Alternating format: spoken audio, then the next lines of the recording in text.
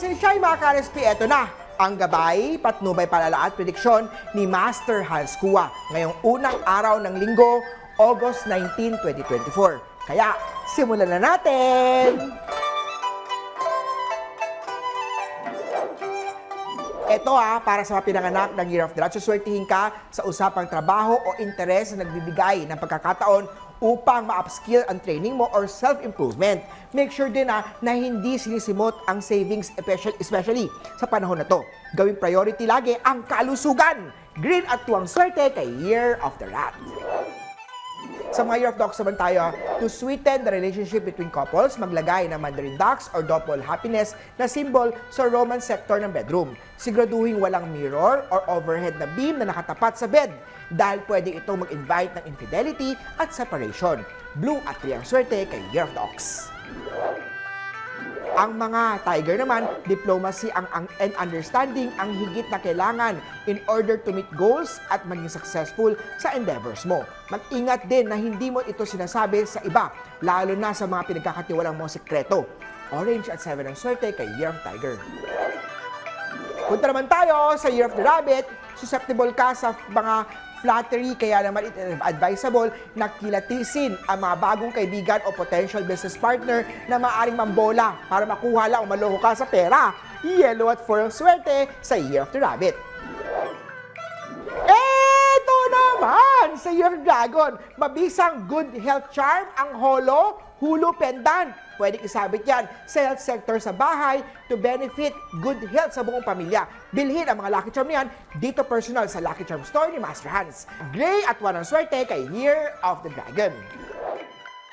Makakaenkwentro ng mga obstacle ngayong araw na to ang mga Year of the Snake, lalo na sa usapang career. Kaya naman kailangan ng determination, of steel and patience para hindi maderail sa mga effort. Ang backing ng allies ay magiging essential.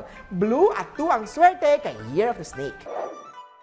Sa mga Year of the Horse tayo magiging bitter ang relationship. Maaring magkatabangan sa married life, lalo na kung matagal ka ng kasal. It's better if both of you take up similar hobby dahil makakatulong ito pagtibayin ang companionship nyo sa isa't isa.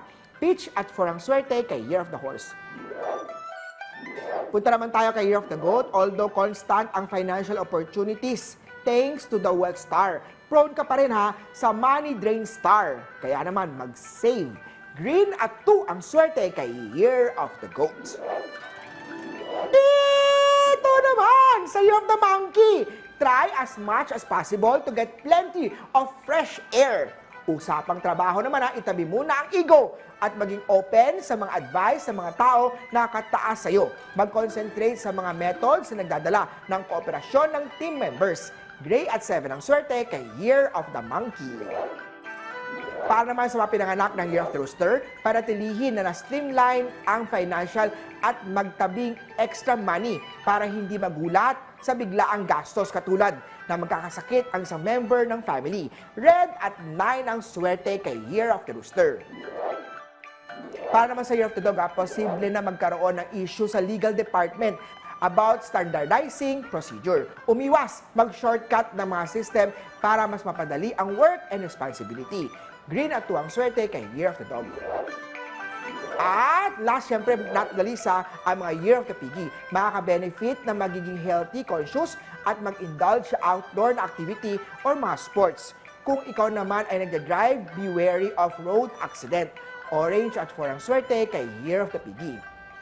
Muli po, ito po yung mga gabay, patnubay, palala at prediksyon lamang ni Master Hans Kua. Nasa inyong mga kamay, nasa lalay ang inyong tagumpay. Kaya always be positive at i-claim ang mga swerte mga ka-RSP. Mas swerteng umaga sa lahat.